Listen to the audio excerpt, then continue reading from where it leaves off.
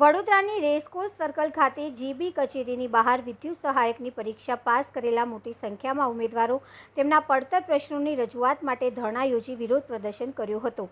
મધ્ય ગુજરાત વીજ કંપની લિમિટેડમાં હાલમાં લેવાયેલા વિદ્યુત સહાયક ઇલેક્ટ્રિકલ આસિસ્ટન્ટની પરીક્ષા પાસ કરેલ ઉમેદવારોની ભરતી વધારે કરવા સામાજિક કાર્યકર મિતેશ પરમારની આગેવાની હેઠળ ઉમેદવારો મોટી સંખ્યામાં સૂત્રોચ્ચાર પ્લેકાર્ડ બેનર સાથે રેસકોર્સની MGVCL કચેરીની બહાર વિરોધ પ્રદર્શન કરવામાં આવ્યું હતું. MGVCL દ્વારા નવીન ભરતી પ્રક્રિયા હાલ ધોરણે ચાલુ છે, પરંતુ તેમાં કંઈક ને કંઈક ગેરરીતિ થયેલ છે. MGVCL સાંધા કંપનીને આપેલ છે તે રદ કરો.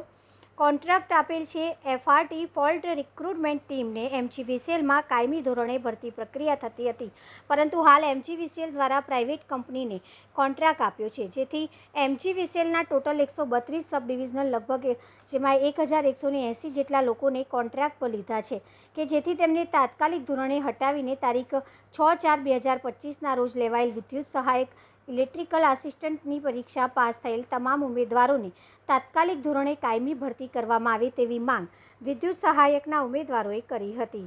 વિદ્યુત ભવન પર ભેગા થયા છે. આજથી અમે 25/4/2025ના રોજ અમે એક્ઝામ આપી હતી વિદ્યુત સહાયક ઇલેક્ટ્રિક આસિસ્ટન્ટની. એમાં અમે 1350 છોકરા પાસ થયા છે.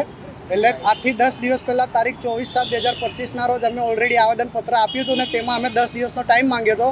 ત્યાર સુધી બી અમારે આ લોકોએ 10 દિવસની અંદર અમારી સુનવાઈ કરી નથી. એના માટે આજે અમે પાછા ફરીથી જવાબ લેવા માટે આવ્યા છે. જો જવાબ જ્યાર સુધી અમને જવાબ અમારો નહીં મળે ત્યાર સુધી અમે ઊભા થવાના નથી.